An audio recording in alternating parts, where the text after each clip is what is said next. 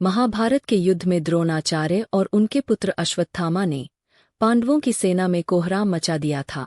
पांडवों को गुरु द्रोणाचार्य को मारने के लिए उनके बेटे अश्वत्थामा के मौत की झूठी खबर फैलानी पड़ी थी। महाभारत की कथा में कई रोचक किस्से सुनने को मिलते हैं। महाभारत युद्ध के दौरान पिता पुत्र की एक जोड़ी ऐसी भी थी जिसने पांडवों के खेमे में कोहराम मचा दिया था। ये थे गुरु द्रोणाचार्य और उनका बेटा अश्वत्थामा। कहते हैं कि द्रोणाचार्य का वध करने के लिए श्री कृष्ण और पांडवों को कूटनीति का सहारा लेना पड़ा था। उन्होंने अश्वत्थामा की मौत की झूठी खबर फैलाकर द्रोणाचार्य का वध किए। कौन थे द्रोणाचार्य और अश्वत्थामा? द्रोणाचार्य महान ऋषि भारद्वाज के पुत्र थे। एक बार घृताची नाम की सुंदर अप्सरा को देखकर ऋषि भारद्वाज का वीर्यपात हो गया था। ऋषि ने अपने वीर्य को एक द्रोण में रख दिया। उसी से द्रोणाचार्य का जन्म हुआ। द्रोणाचार्य धनुर्विद्या में पारंगत थे। उन्होंने कौरवों और पांडवों को धनुर्विद्या सिखाई। वे अर्जुन को सबसे बड़ा धनुर्धर बनाना चाहते थे।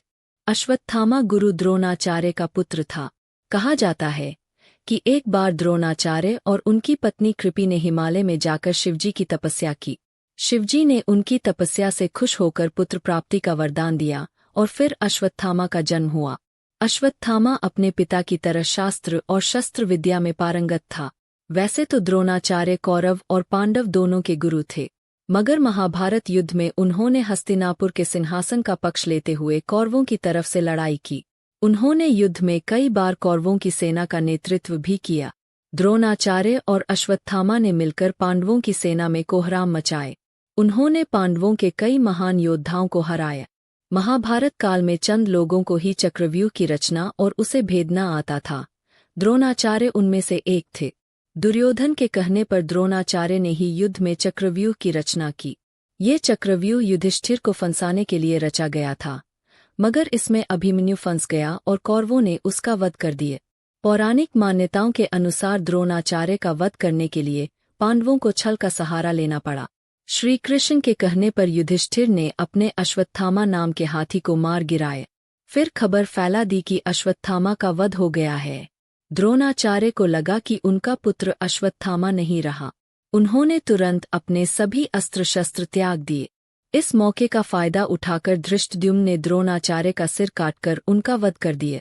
कहते हैं कि अपने पिता की मृत्यु की खबर सुनकर अश्वत्थामा आग बबूला हो गए। उसके सिर पर खून सवार हो गए। महाभारत युद्ध भले ही पांडवों ने जीत लिया। जब पांडव जीत का जश्न मचा रहे थे तब पांडवों ने उनके खेमे में घुसकर तबाही मचा दी। अश्वत्थामा ने द्रौपदी के 5 पुत्र और धृष्टद्युम्न का उस समय वध कर दिया जब वे सो रहे थे। माना जाता है कि इस घटना के कारण अश्वत्थामा को सदियों तक जिंदा रहकर दुख भोगने का शाप मिला था।